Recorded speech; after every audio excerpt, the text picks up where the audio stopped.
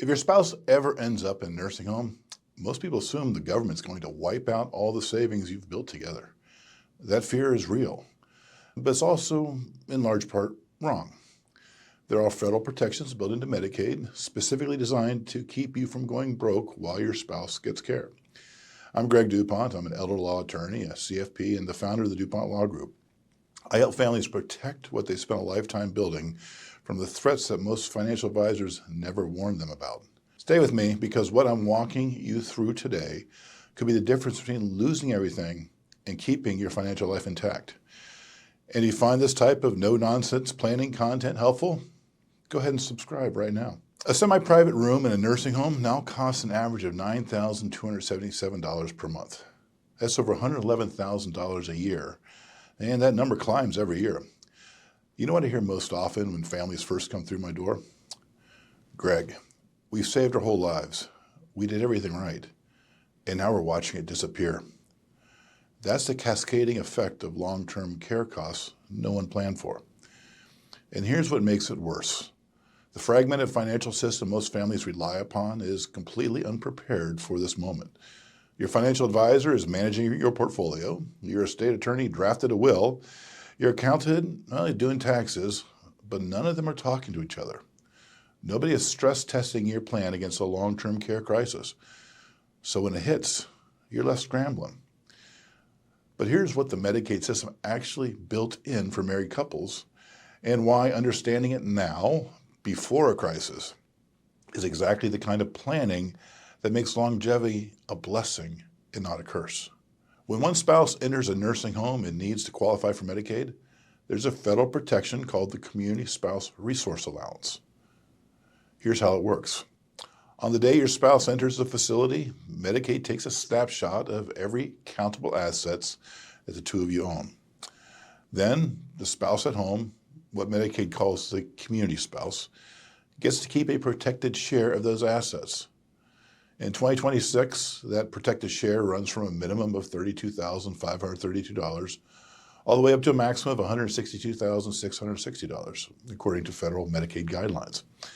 The institutionalized spouse must then spend down to roughly $2,000 those assets that are in their name.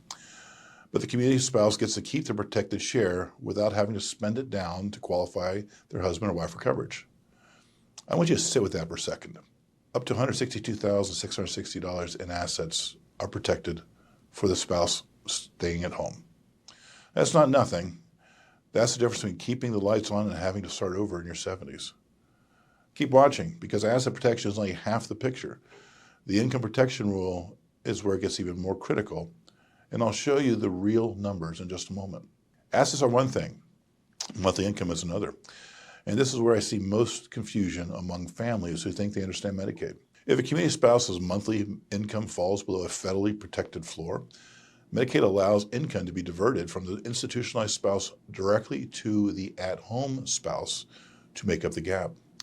That protected floor is called the Minimum Monthly Maintenance Needs Allowance. In 2026, according to federal Medicaid standards, the community spouse is entitled to income between $2,643.75 and $4,066.50 per month. If your own income from Social Security, pension, and other sources falls below that floor, Medicaid allows you to pull from your spouse's income stream to reach it. And if your housing costs are high, the shelter allowance can push that number even higher. So picture a couple, let's call them Robert and Helen. Robert needs nursing home care. His Social Security check is about $2,200 a month. Helen only receives $1,400 a month in her own Social Security. Without any planning, most families assume that $2,200 goes straight to the nursing facility. But under these Medicaid income protections, Helen can be entitled to $1,243.75 of Robert's income per month to bring her up to the federal minimum floor. That means Robert's income is not entirely surrendered, and Helen keeps living her life.